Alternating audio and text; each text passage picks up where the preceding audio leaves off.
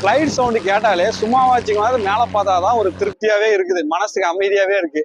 இந்த வீடியோவில் நம்ம என்ன பார்க்க போகிறோம்னா ஃப்ளைட்டோட டயர்ஸை பற்றினா ஒரு 5 டவுட்ஸை பற்றி தான் பார்க்க போகிறோம். வாங்க மக்களே, வீடியோக்குள்ளே போகலாம்.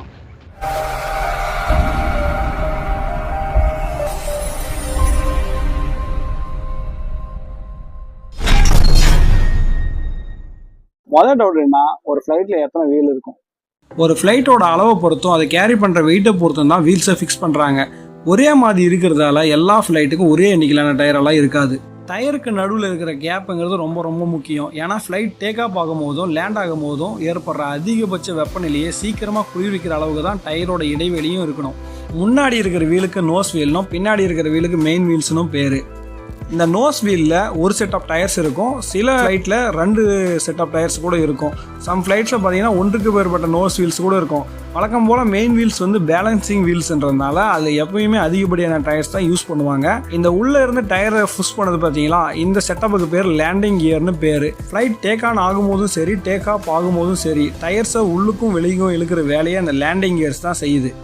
யூஸ்வலாக நம்ம யூஸ் பண்ணுற கமர்ஷியல் ஏர்கிராஃப்ட்ஸ் எல்லாத்துலேயுமே பார்த்தீங்கன்னா 14லேருந்து 32 வீல்ஸ் வரைக்கும் இருக்கு. ஒரு ஏர்கிராஃப்டோட ஒரு டயரோட விலை என்னவா இருக்கும்? போயிங் மற்றும் ஏர்பஸ் நிறுவனத்தோட கமர்ஷியல் ஃப்ளைட்டோட ஒரு டயரோட விலை குறைந்தபட்ச விலை 1 லட்ச ரூபாயிலிருந்து அதிகபட்சம் 4.5 லட்சம் வரைக்கும் கூட இருக்கும். இந்த ஃபைட்டர் ஜெட்டு டயரெல்லாம் பார்த்தீங்கன்னா 5 லட்ச ரூபாய்க்கு மேலே தான் ஸ்டார்டிங் ரேட்டு. இந்த குட்டி குட்டி விமானத்தோட டயர்லாம் ரொம்ப கம்மி தான். ஒரு கார் டயர் வாங்குற அளவு விலையில தான் அதோட டயர் விலையும் இருக்கும். ஃப்ளைட் டயர் இவ்வளோ காஸ்ட்லியாக இருக்க காரணம் அதோட மேக்கிங் குவாலிட்டி. ஏவியேஷன் ஸ்டாண்டர்ட் படி சில பல மெட்டீரியல்ஸ் கலந்தால் மட்டும்தான் அந்த குவாலிட்டி என்ற ஸ்டாண்டர்டுக்குள்ளே வரும். அந்த சில பல மெட்டீரியல்ஸ் என்னென்னா நைலான், அலுமினியம், ஸ்டீல், அப்புறம் சிந்தட்டிக் ரப்பர். இந்த மாதிரி குவாலிட்டியான பொருள்ஸை போட்டு குவாலிட்டியாக மேக் பண்ணுறதால விலை அப்பில் மட்டும்தான் போகும், டவுனில் போகவே வாய்ப்பே இல்லை. ஏர்கிராஃப்ட் டயரோட ப்ரெஷர் எவ்வளோ இருக்கும்? ஒரு ஏர்கிராஃப்டோட ஒவ்வொரு வீலும் இன்டர்நேஷனல் ஏவியேஷன் ஸ்டாண்டர்ட் படி 38 டன் வரை எடையை தாங்கக்கூடியதாகவும் 150 மைல்ஸ் பர் ஹவர் ரன் ஆகக்கூடியதாகவும் இருக்கணும். இதனால் எங்கள் டயரும் பெருசு, ப்ரெஷரும் அதிகம்.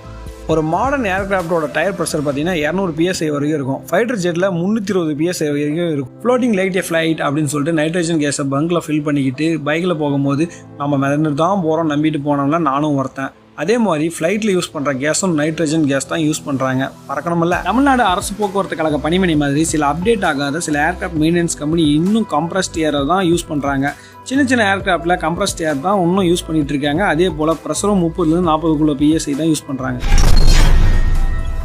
இந்த டயர்ஸ் எல்லாம் எதன் அடிப்படையில் சேஞ்ச் பண்ணப்படுது? எத்தனை இன்டர்வலுக்கு ஒரு டைம் இதை சேஞ்ச் பண்ணுறாங்க?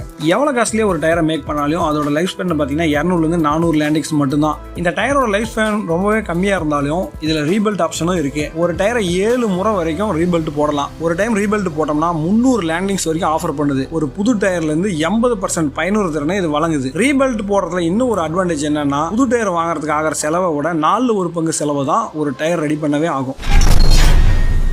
ஃப்ளைட்டோட டயர்ஸ் எல்லாம் எந்தெந்த கம்பெனிஸ்லாம் மேனுஃபேக்சர் பண்ணுது? நிறைய கம்பெனி ஏர்கிராஃப்ட் டயரை மேனுஃபேக்சர் பண்ணாலும் 90% மார்க்கெட் ஷேரை வச்சுக்கிறது 4 கம்பெனி தான். அந்த 4 கம்பெனியுமே அமெரிக்கன் கம்பெனி தான். Michelin, Bridgestone, Goodyear, Dunlop. இந்த 4 கம்பெனியை பற்றி நான் சொல்லி தான் தெரியணும்னு கிடையாது. ஆட்டோமொபைல் இண்டஸ்ட்ரியில் யாரை கேட்டாலையும் கண்ணை மூடிட்டு இதோட குவாலிட்டியை பற்றியும் இதோட சர்வீஸை பற்றியும் சொல்லியே தருவாங்க. ஏவியேஷனில் இவங்க கொஞ்சம் டிஃப்ரெண்ட் கைண்ட் ஆஃப் பிஸ்னஸ் தான் பண்ணுறாங்க. ஏன்னா இங்கே இவங்க மார்க்கெட்டிங்ன்ற ஒரு விஷயத்தை பண்ணுறதே கிடையாது. ஏர்கிராஃப்ட் மேனுஃபேக்சர் பண்ணுற கம்பெனியோடையும் அதை மெயின்டைன் பண்ணுற கம்பெனியோடும் டைரெக்டாக டீல் வச்சுக்கிட்டு டைரக்ட் சேல்ஸ் மட்டும் தான் பண்ணுறாங்க. எந்தவித புரோக்கரோ எந்தவித ஷாப்ஸோ எதுவுமே கிடையாது. Direct direct deal only. Aircraft maintenance பண்ற கம்பெனிக்கு இவங்க கொடுக்கிற இன்னொரு ஆஃபரும் பிரமாதமான ஆஃபர் தான். டயரை சேல்ஸ் பண்றது இல்லாம அதை மெயின்டெனன்ஸ் பண்ற வேலையும் சம்பந்தப்பட்ட டயர் கம்பெனியை பாத்துக்கிறதுனால ஏர்கிராஃப்ட் மெயின்டெனன்ஸ் பண்ற கம்பெனிக்கு இது ஒரு பாரம் இல்லாம குறையுது இல்லையா? அதுக்காக மெயின்டெனன்ஸ் செலவு ஃப்ரீன்னு நினைச்சுக்காதீங்க. மெயின்டெனன்ஸ் வழக்கம் போல நோ ஆஃப் காஸ்ட், அவ்வளவுதான், நோ ஃப்ரீ ஆஃப் காஸ்ட். இந்த வீடியோ உங்களுக்கு பிடிச்சிருந்தா லைக் பண்ணுங்க, மறக்காம சப்ஸ்கிரைப் பண்ணுங்க, பிடிக்காதவங்க கமெண்ட்ல கழுவி ஊத்துங்க.